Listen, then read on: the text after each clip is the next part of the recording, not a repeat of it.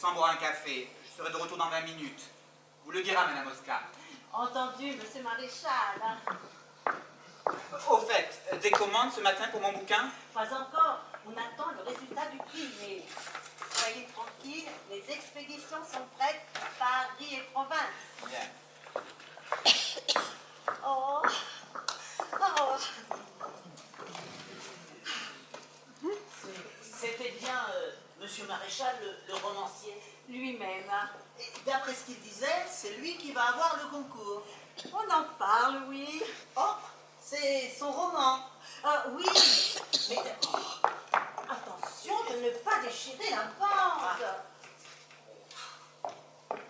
Prix concours 2018. On les prépare d'avance. Naturellement. Régalons. Bonjour Françoise. Vous avez quelque chose à me dire? Oui, à propos du prix. Bon, alors faites vite parce que je n'ai qu'une minute à vous donner. Vous allez certainement trouver que je me mêle de choses qui ne me regardent pas, mais sachez que ma démarche ne m'est dictée que par notre amitié, ma chère Françoise. Alors? Je crois savoir que Maréchal va avoir le concours. Ah, mais je l'espère. Bon, je crois même que vous en êtes sûr. Vous avez mené l'affaire de main de maître. Je l'aurais fait pour vous comme pour lui. Vous verrez d'ailleurs que pour le prix Renaudot... Il ne s'agit pas de cela. Je n'éprouve aucune jalousie. Mais vous allez faire une grosse et coûteuse promotion autour du nom de Maréchal. Vous allez dépenser gros, mais cette affaire ne va pas nous rapporter grand bénéfice. C'est normal. Sauf de très rares exceptions, un auteur ne commence à rapporter qu'à son 3e ou 4e volume. Votre intention est donc bien de publier le prochain roman de Maréchal. Ah, naturellement, le prochain et les suivants. Vous avez signé un contrat avec lui? Oui, oui. Enfin, non, mais nous sommes d'accord. Et d'ailleurs, ça va de soi. Vous croyez? Écoutez, mon vieux, je ne suis pas très fort pour les devinettes. Alors dites-moi tout de suite ce que vous savez, ce sera plus simple. Maréchal ne signera pas avec vous pour son prochain roman, ni pour les suivants d'ailleurs. Parce que... Parce qu'il a signé ailleurs. Gullimard vous l'a soufflé. C'est pas vrai. Ils ont signé un contrat hier soir pour les 3 prochains romans de Maréchal et ils touchent 300 000 à titre d'avance. Il y a une journaliste du Figaro qui voudrait vous parler. Elle a dû flairer quelque chose. Je lui dis que vous ne pourriez certainement pas la recevoir. Ah, mais faut pas dire ça, une journaliste. Jamais. Faites-la entrer. Et vous, vous filez chez les Vios. Oui, madame. Vous pouvez entrer, madame.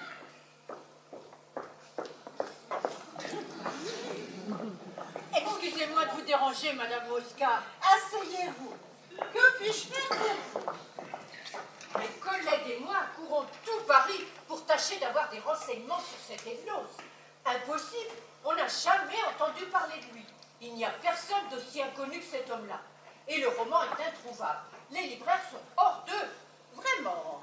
Alors, je me suis dit, s'il y a quelqu'un à Paris capable de savoir quelque chose, c'est vous, Madame Mosca. Je ne me suis pas trompée, n'est-ce pas? Qui sait? Ah, j'en étais sûre. Mais qu'est-ce que tu fais? Mais place cette tête-là, voyons.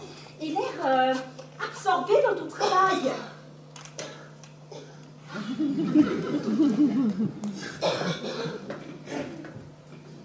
Bonsoir, Sophie, comment ça va? Mais très bien, merci. Bonsoir, grand romancier. Bonsoir. Ah, je suis contente de vous voir, mes enfants. Ah, mais nous aussi, on parlait justement de vous. N'est-ce pas, Marc? Oui, on en parlait. Ah, n'en parlez pas, j'ai eu un travail fou, je n'ai pas pu venir plus tôt. Je suis en train de négocier des droits pour le cinéma avec les Américains. Le cinéma? Ah, si on n'avait que les bouquins pour gagner sa vie, surtout ceux de Monsieur Marc Evnos. Mais pourquoi tu dis ça? Parce qu'ils sont rares, tes bouquins, mon garçon. On ne peut pas dire que tu produis en série, toi. Hein? Ah oui, ça, Françoise, entre la quantité et la qualité, il faut savoir choisir. Évidemment. Bon, enfin, il paraît que tu en mets un grand coup à ce que m'a dit Sophie au téléphone. Oui, en ce moment, Bon, alors, tu es content? je suis content. Oh oui, il est même très content, hein. Il ne vous le dit pas parce que vous le connaissez, il est modeste. Alors, où en es-tu? Mais ça avance. C'est très avancé. Ah, parfait, comme ça nous pourrons paraître d'ici 2 mois. 2 mois? Oui, je viens d'annoncer que ton bouquin paraîtrait le 1er mai. Alors, j'ai besoin de ton manuscrit dans les 3 semaines. 3 semaines? On pourrait peut-être reculer un peu. Ben non, parce qu'en juin, j'ai un roman de Maréchal. Un roman de Maréchal? Mais je croyais que vous étiez brouillés. Bah, nous ne le sommes plus, je viens de lui signer un contrat. Contrat?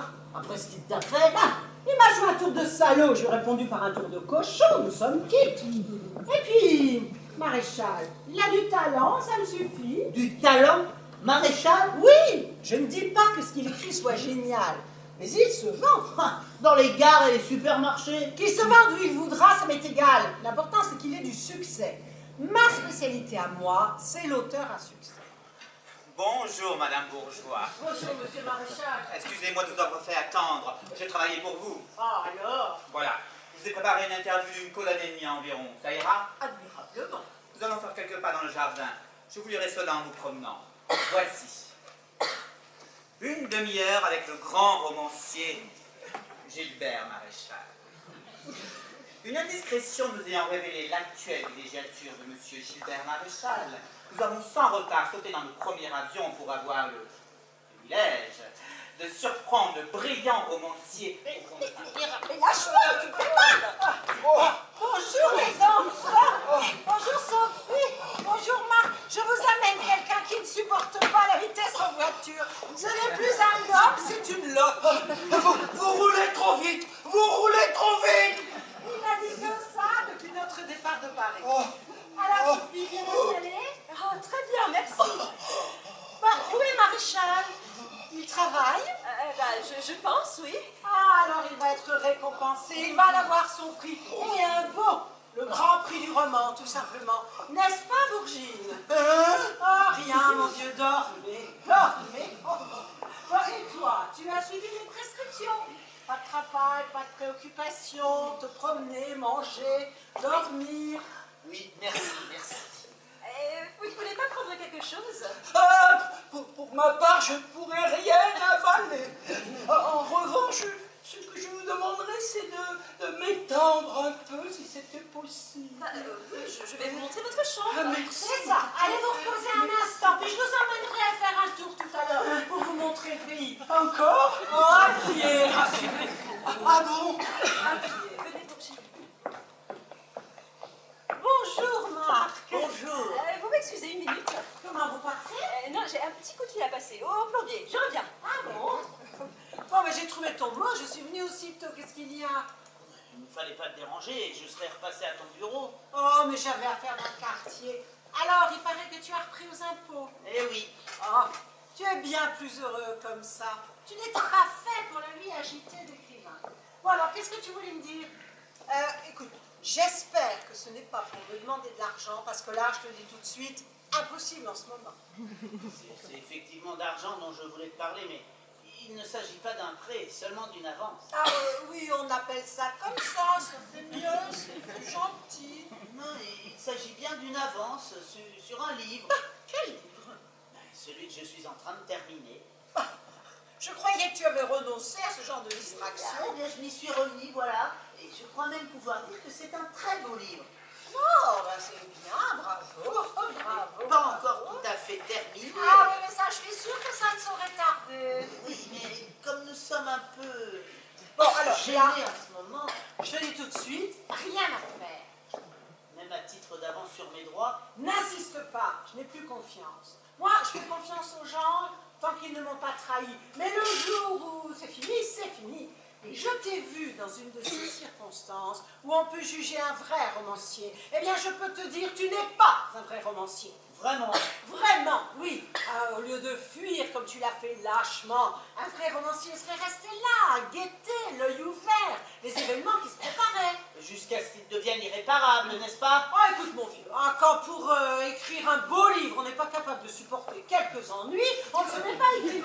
Bon, et puis je vois ce que ça doit être ton roman. Un bouquin où il ne se passe rien. Il se passe le plus poignant drame d'amour qui aboutit à la ruine d'un bonheur jusque-là sans nuage. Un bouquin qui finit mal, très mauvais pour les ventes. Alors, si je comprends bien, tu refuses de l'éditer. Écoute, j'ai passé par profits et pertes tout l'argent que tu m'as coûté, je préfère en rester là. Tiens, bien. Tu te souviens quand tu me dictais l'éveil du cœur il y a 3 ans? Ah, heureux temps revenu. Heureux temps, enfin. Je venais de trouver ton journal de jeune fille au fond d'un tiroir et d'apprendre que tu avais aimé un autre homme avant moi. Bah, plains-toi, c'est grâce à ça que t'as écrit le roman.